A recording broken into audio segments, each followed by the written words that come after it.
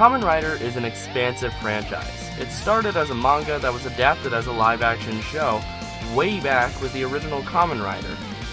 However, there has been an extensive amount of stories told by showrunners and different writers, all working to bring glory to the show. Some of my favorite stories have been done multiple times, in different ways and in different shows, and that's what Common Ground is supposed to be.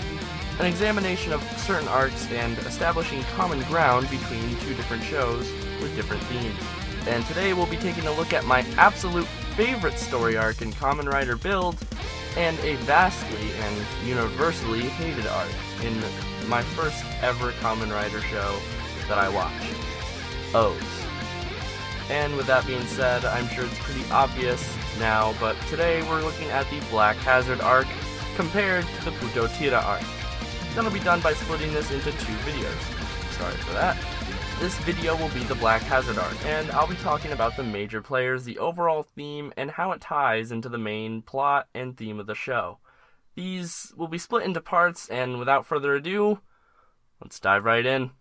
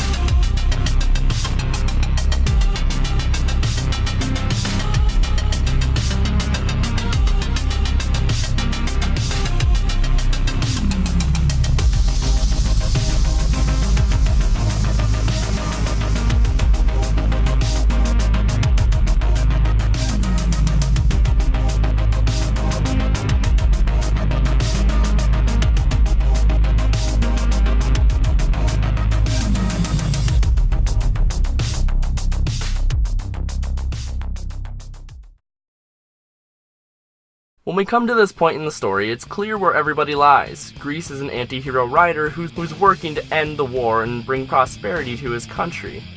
He also likes fighting, and may be important later. Ryuga has Kraw's charge, and is slowly losing control due to the Splash Driver. Sento is fighting to end the war in the name of love and peace, and besides that, everything else is political discourse between the leaders of Toto Hokuto, mainly seen as they're engulfed into a full-blown war. Sento begins to notice that something is wrong with Ryuga and the Splash Driver's influence on him, and he looks for an alternative.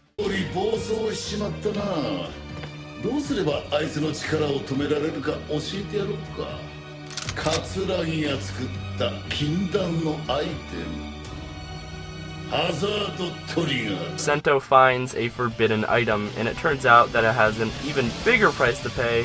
The longer you use it, the more it bleeds into your subconscious, and disabling your rationality, so in other words, it makes you go berserk with reckless abandon. So, in a desperate attempt to end a Toto-sanctioned invasion, to prevent bloodshed, Sento sets off after defeating Gentoku. Remember, this is important later. He arrives too late and Ryuga is already rampaging.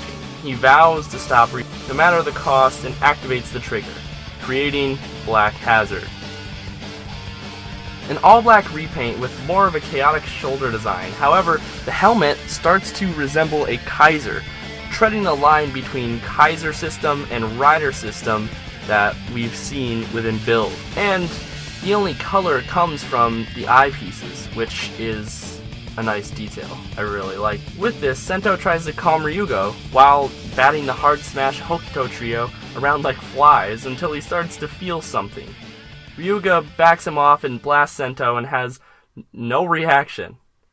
The lights go out, except one dim light.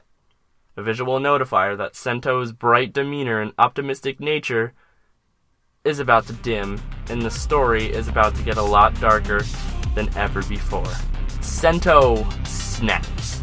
He charges Ryuga and hits him with a flurry of blows. Ryuga gets incapacitated and the Hokuto trio observe and get rushed. The building bursts and Sento menacingly approaches Alba, grabbing him by his horns and hits a finisher, a throat kick after imbuing his body with a dark aura. And Alba is done. When Ryuga sees Sento turn to the others, he jumps in front to stop him. Grease, however, is able to catch Sento off guard and knock him out of his henshin. And this is where we experience the only thing I can call it is just heartbreak. Sento looks around, dazed and confused. Ryuga stands there as they all watch as Alba says his goodbyes to Kazumi. And he fades away. Realizing the grim nature of everything and realizing what's going on, Sento desperately turns to Ryuga, begging to know what he did. Ryuga's face flares and his eyes start to water. The remaining two of the trio storm Sento and Kazumi stops them. Sento despairs over his, well, let's call a spade, murder! The remainder of the episode is full of perfect stylistic choices. There is little to no music or insert themes, and there's only remorse and self-loathing from Sento.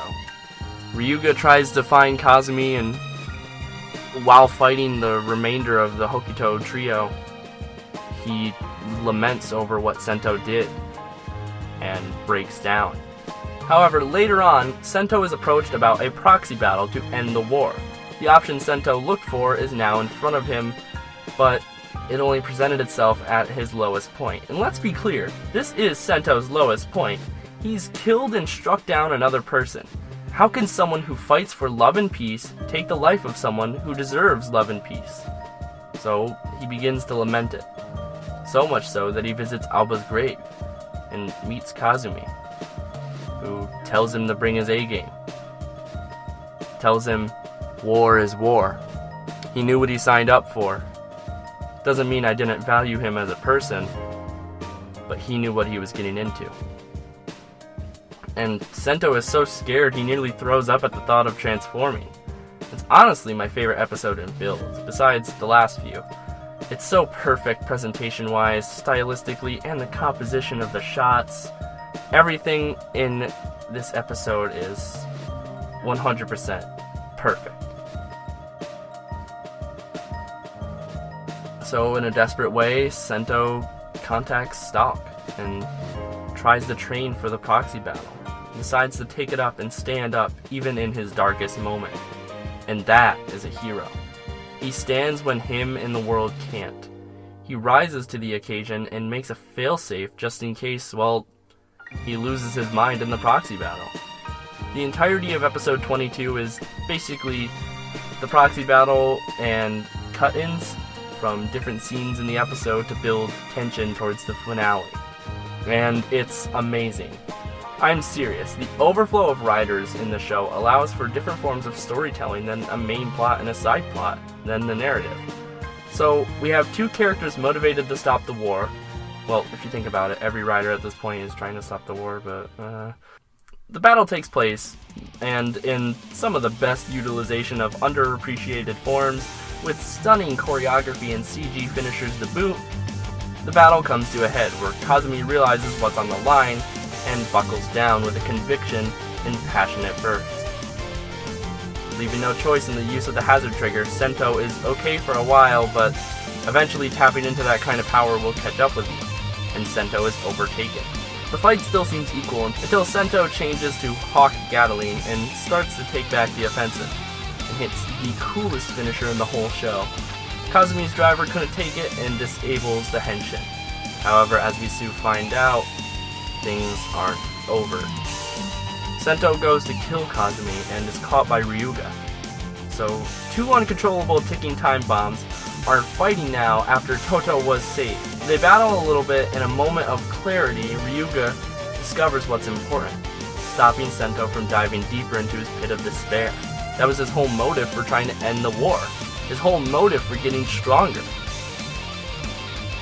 And with the war seemingly over, Sento almost made his kill count 2 and would double his despair.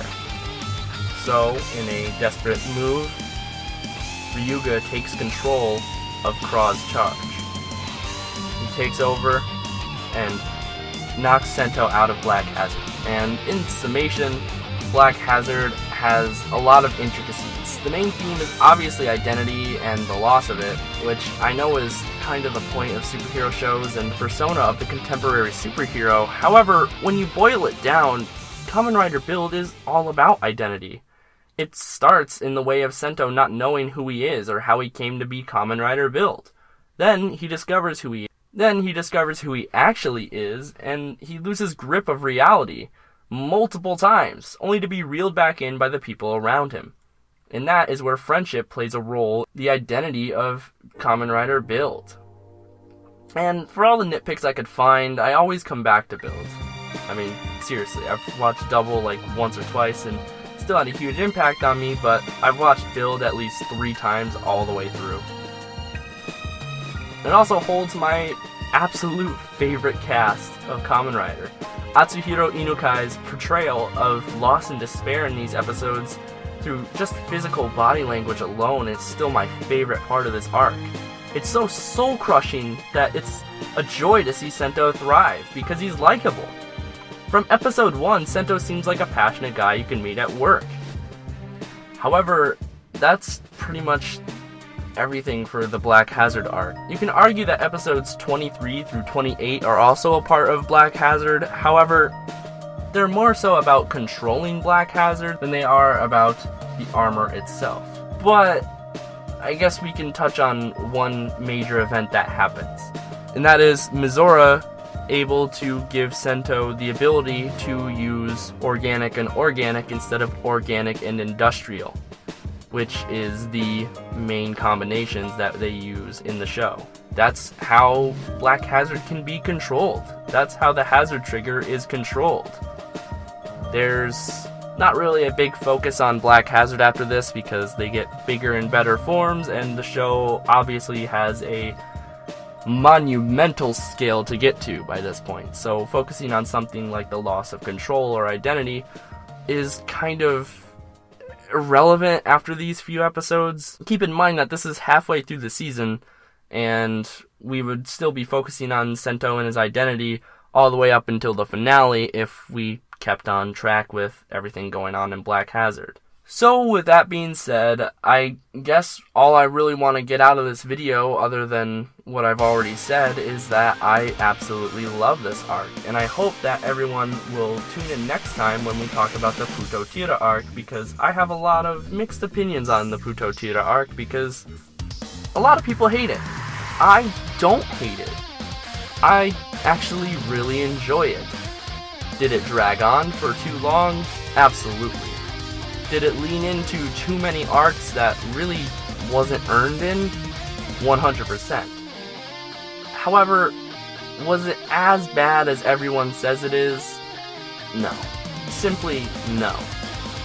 And I hope to maybe sway a couple people in the next video, because that is what we're looking at. There will be a video about a certain somebody in between that video's production and this video's posting, so be on the lookout for Behind the Kamen, Kazumi Sawatari. And after that, I'm going to devote my attention 100% to Loss of Control, Common Ground, Part 2, Puto Tira. So thank you very much for joining, and I hope to see you in the next one.